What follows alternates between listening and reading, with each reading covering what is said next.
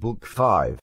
With regards to justice and injustice we must 1. Consider what kind of actions they are concerned with, 2. What sort of mean justice is, and 3. Between what extremes the just act is intermediate. Our investigation shall follow the same course as the preceding discussions. We see that all men mean by justice that kind of state of character which makes people disposed to do what is just and makes them act justly and wish for what is just, and similarly by injustice that state which makes them act unjustly and wish for what is unjust. Let us too, then, lay this down as a general basis. For the same is not true of the sciences and the faculties as of states of character. A faculty or a science which is one and the same is held to relate to contrary objects, but a state of character which is one of two contraries does not produce the contrary results. For example, as a result of health we do not do what is the opposite of healthy, but only what is healthy. For we say a man walks healthily, when he walks as a healthy man would. Now often one contrary state is recognized from its contrary, and often states are recognized from the subjects that exhibit them. For, a. If good condition is known, bad condition also becomes known, and b. Good condition is known from the things that are in good condition, and they from it. If good condition is firmness of flesh, it is necessary both that bad condition should be flabbiness of flesh and that the wholesome should be that which causes firmness in flesh. And it follows for the most part that if one contrary is ambiguous, the other also will be ambiguous. For example, if just is so, that unjust will be so too.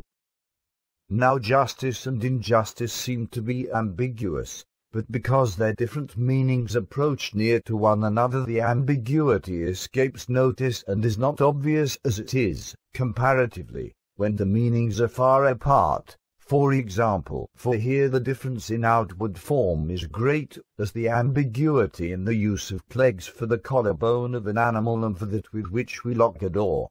Let us take as a starting point, then, the various meanings of an unjust man.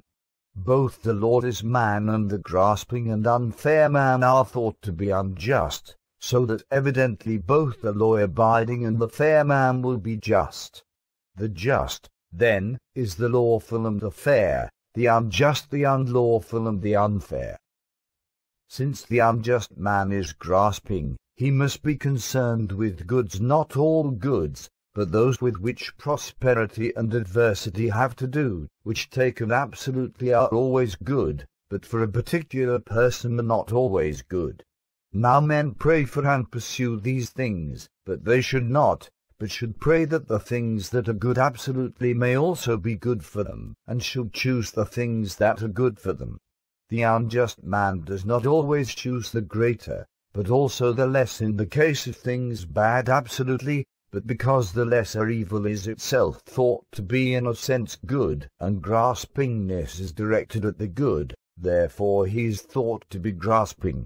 And he is unfair, for this contains and is common to both.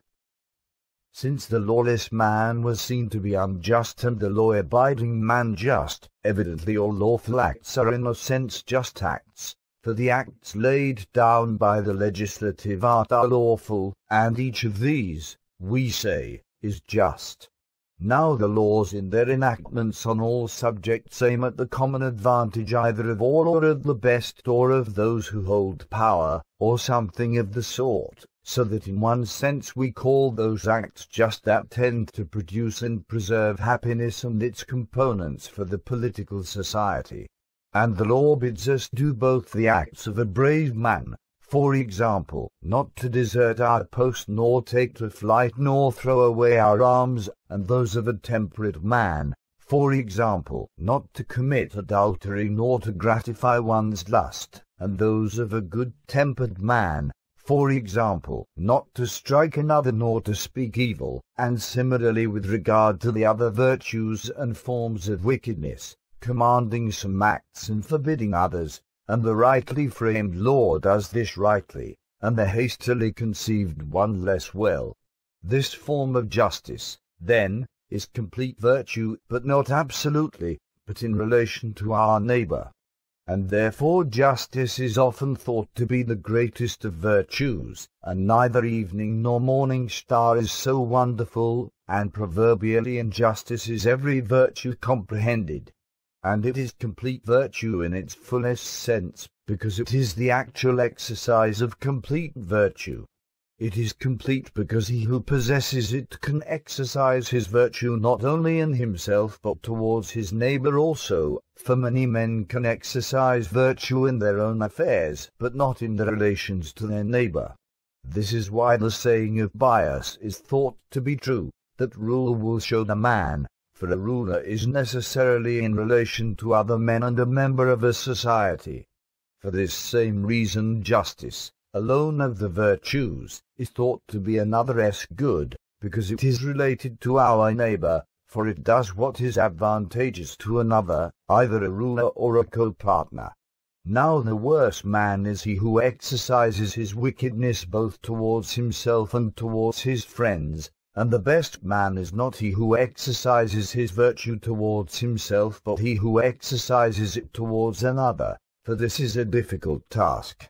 Justice in this sense, then, is not part of virtue but virtue entire, nor is the contrary injustice a part of vice but vice entire.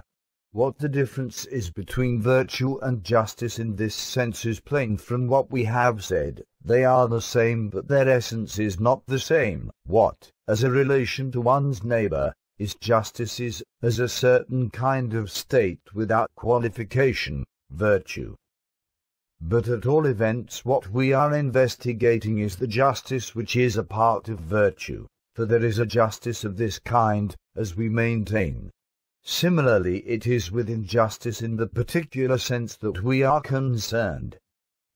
That there is such a thing is indicated by the fact that while the man who exhibits in action the other forms of wickedness acts wrongly indeed, but not graspingly. For example, the man who throws away his shield through cowardice or speaks harshly through bad temper or fails to help a friend with money through meanness. When a man acts graspingly he often exhibits none of these vices, no, nor altogether, but certainly wickedness of some kind, for we blame him, and injustice.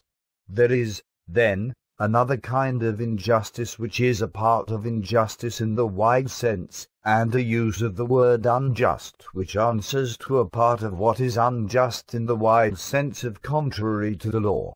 Again, if one man commits adultery for the sake of gain and makes money by it, while another does so at the bidding of appetite, though he loses money and is penalized for it, the latter would be held to be self-indulgent rather than grasping, but the former is unjust, but not self-indulgent evidently. Therefore, he is unjust by reason of his making gain by his act.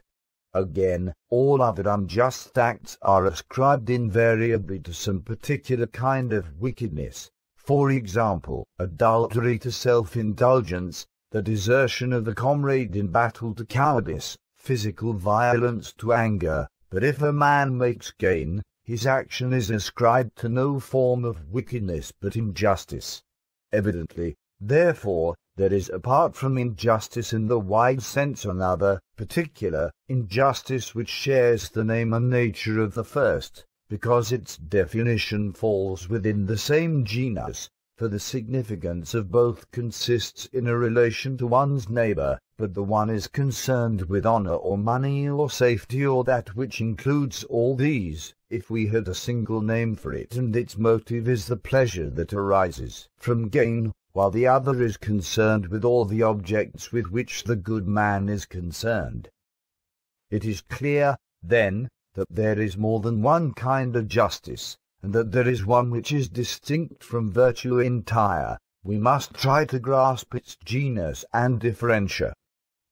The unjust has been divided into the unlawful and the unfair, and the just into the lawful and the fair. To the unlawful answers the aforementioned sense of injustice.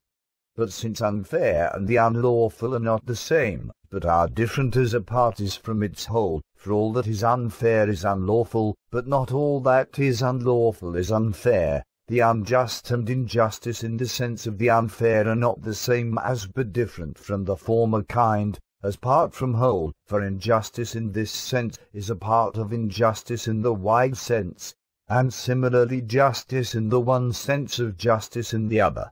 Therefore we must speak also about particular justice and particular, and similarly about the just and the unjust. The justice, then, which answers to the whole of virtue, and the corresponding injustice, one being the exercise of virtue as a whole, and the other that of vice as a whole, towards one's neighbour, we may leave on one side.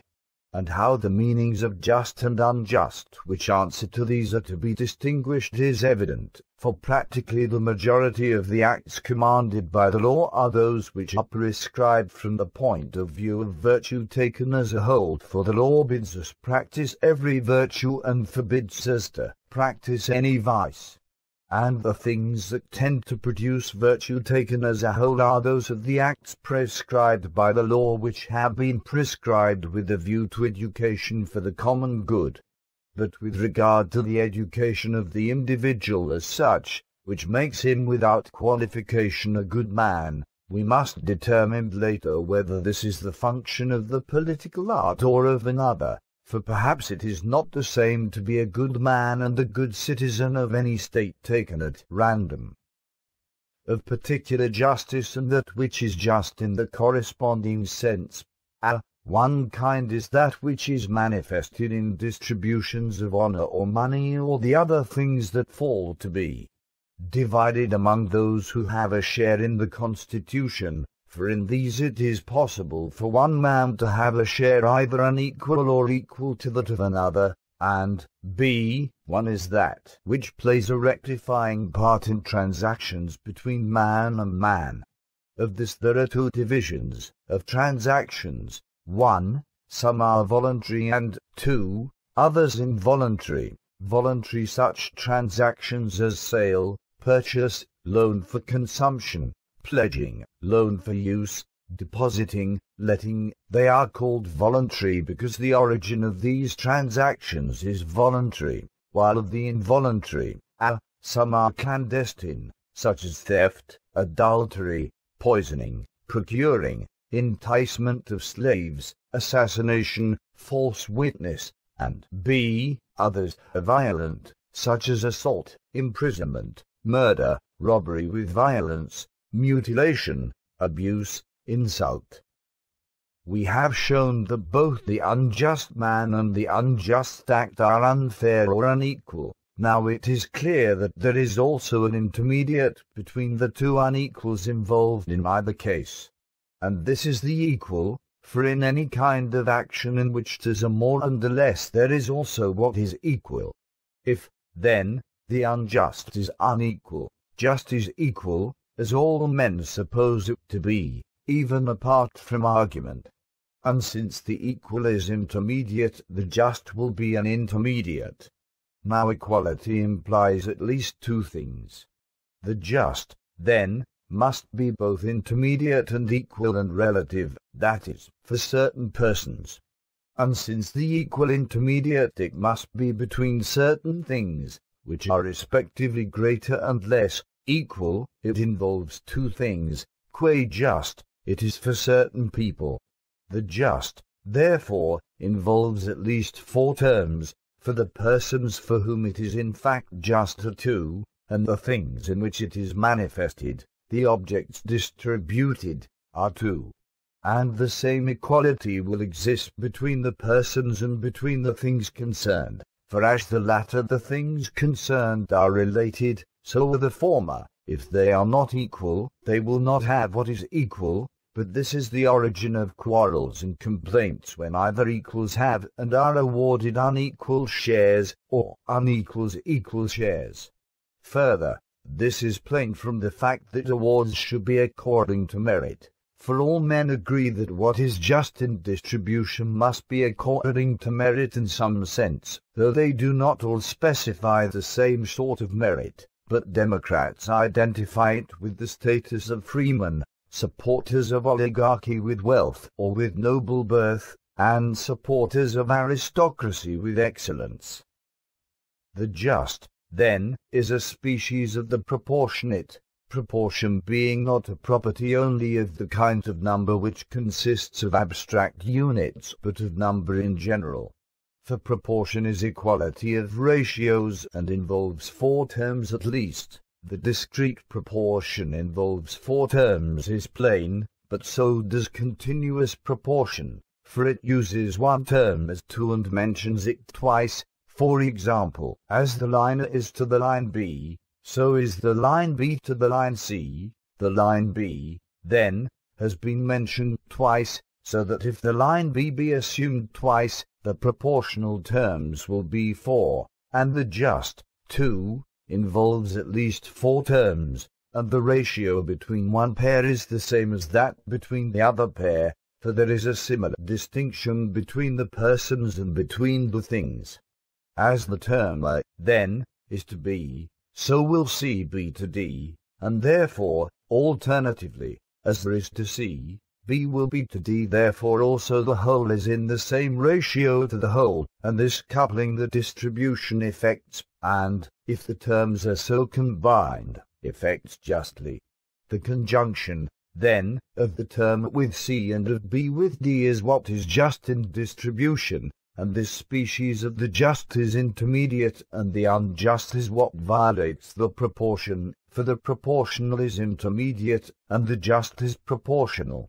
Mathematicians call this kind of proportion geometrical, for it is in geometrical proportion that it follows that the whole is to the whole as either part is to the corresponding part.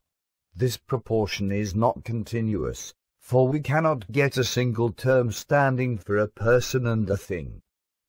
This, then, is what the just is the proportional, the unjust is what violates the proportion. Hence one term becomes too great, the other too small, as indeed happens in practice, for the man who acts unjustly has too much, and the man who is unjustly treated too little, of what is good. In the case of evil the reverse is true, for the lesser evil is reckoned a good in comparison with the greater evil, since the lesser evil is rather to be chosen than the greater, and what is worthy of choice is good, and what is worthier of choice a greater good. This, then, is one species of the just. The remaining one is the rectificatory, which arises in connection with transactions both voluntary and involuntary. This form of the just has a different specific character from the former. For the justice which distributes common possessions is always in accordance with the kind of proportion mentioned above, for in the case also in which the distribution is made from the common funds of a partnership it will be according to the same ratio which the funds put into the business by the partners bear to one another, and the injustice opposed to this kind of justice is that which violates the proportion. But the justice in transactions between man and man is a sort of equality indeed, and the injustice a sort of inequality, not according to that kind of proportion, however, but according to arithmetical proportion. For it makes no difference whether a good man has defrauded a bad man or a bad man a good one, nor whether it is a good or a bad man that has committed adultery. The law looks only to the distinctive character of the injury, and treats the parties as equal, if one is in the wrong and the other is being wronged, and if one inflicted injury and the other has received it.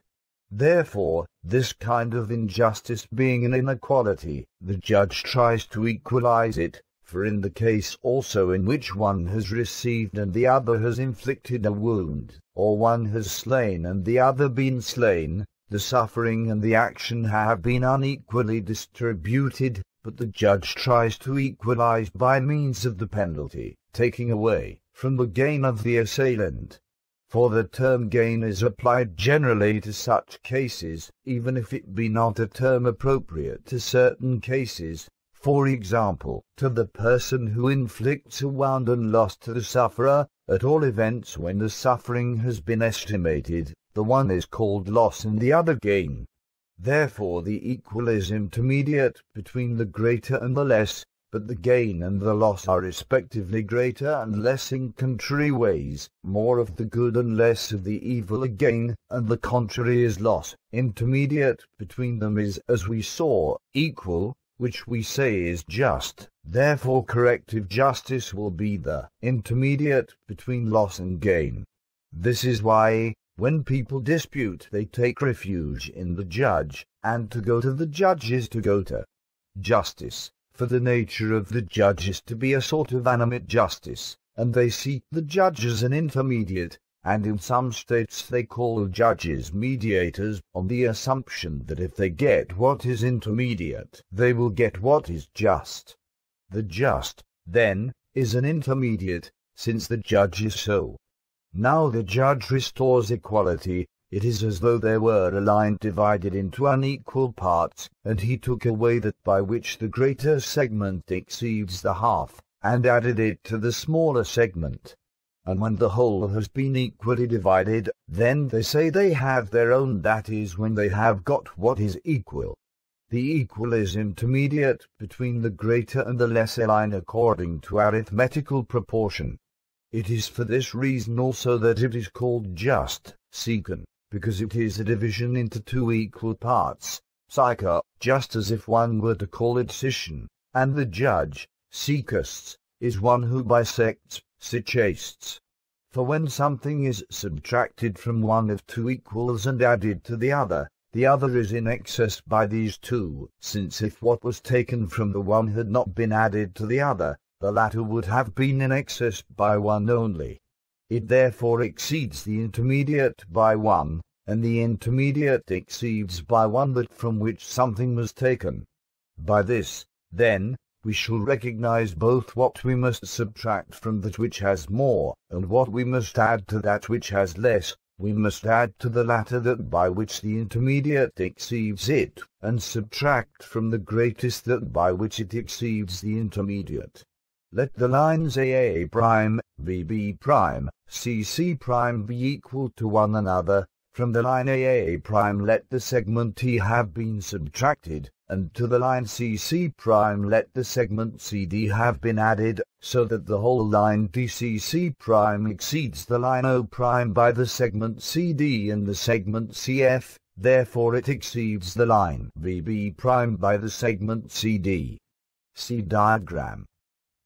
These names, both loss and gain, have come from voluntary exchange, for to have more than one's own is called gaining, and to have less than one's original share is called losing. For example, in buying and selling and in all other matters in which the law has left people free to make their own terms, but when they get neither more nor less but just what belongs to themselves, they say that they have their own and that they neither lose nor gain. Therefore the just is intermediate between a sort of gain and a sort of loss, viz. Those which are involuntary. It consists in having an equal amount before and after the transaction.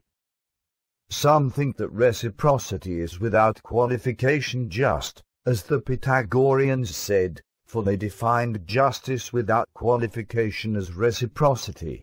Now reciprocity fits neither distributive nor rectificatory justice, yet people want even the justice of Rhadamanthus to mean this.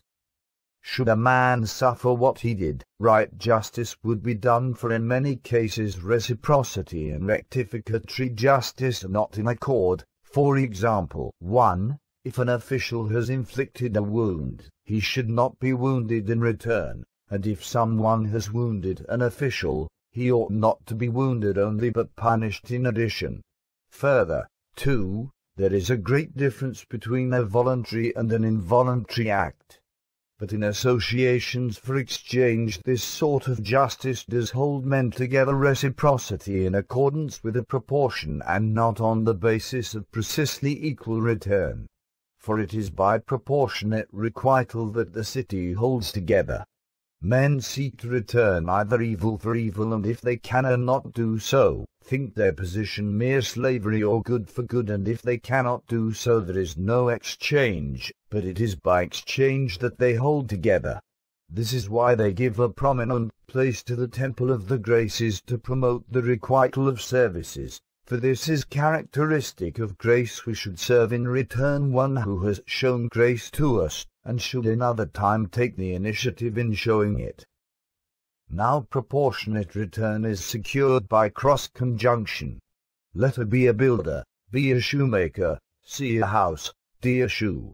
The builder, then, must get from the shoemaker the latter's work, and must himself give him in return his own. If, then, first there is proportionate equality of goods, and then reciprocal action takes place, the result we mention will be effected. If not, the bargain is not equal, and does not hold, for there is nothing to prevent the work of the one being better than that of the other. They must therefore be equated. And this is true of the other arts also, for they would have been destroyed if what the patient suffered had not been just what the agent did, and of the same amount and kind. For it is not two doctors that associate for exchange, but a doctor and a farmer, or in general people who are different and unequal, but these must be equated. This is why all things that are exchanged must be somehow comparable. It is for this end that money has been introduced, and it becomes in a sense an intermediate, for it measures all things, and therefore the excess and the defect. How many shoes are equal to a house or to a given amount of food? The number of shoes exchanged for a house, or for a given amount of food, must therefore correspond to the ratio of builder to shoemaker. For if this be not so, there will be no exchange and no intercourse. And this proportion will not be effected unless the goods are somehow equal. All goods must therefore be measured by some one thing, as we said before. Now this unit is in truth demand, which holds all things together, for if men did not need one another's goods at all, or did not need them equally, there will be either no exchange or not the same exchange, but money has become by convention a sort of representative of demand, and this is why it has the name money, numisma, because it exists not by nature but by law, nomos, and it is in our power to change it and make it useless.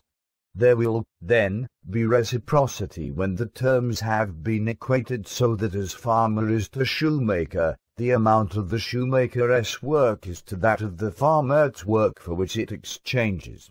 But we must not bring them into a figure of proportion when they have already exchanged, otherwise one extreme will have both excesses, but when they still have their own goods. Thus they are equals and associates just because this equality can be effected in their case. Let A be a farmer, C food, B a shoemaker, D his product equated to C. If it had not been possible for reciprocity to be thus effected, there would have been no association of the parties.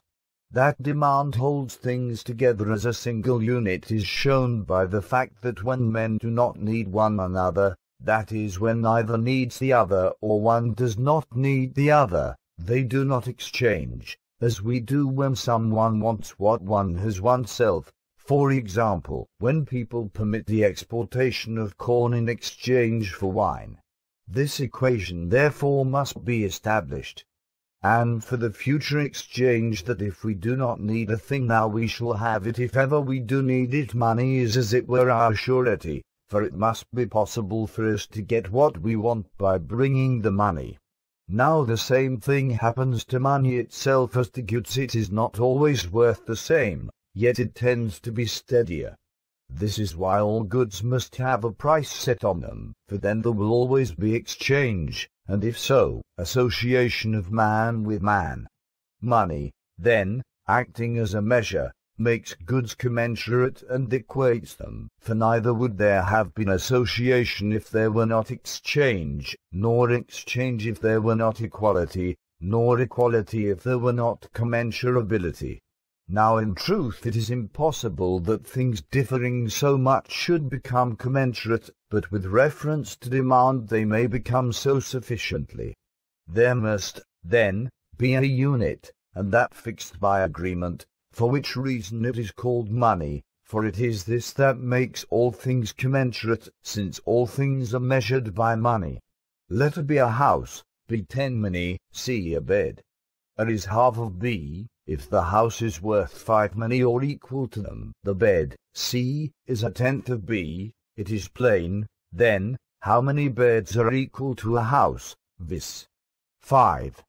That exchange took place thus before there was money is plain, for it makes no difference whether it is 5 beds that exchange for a house, or the money value of 5 beds.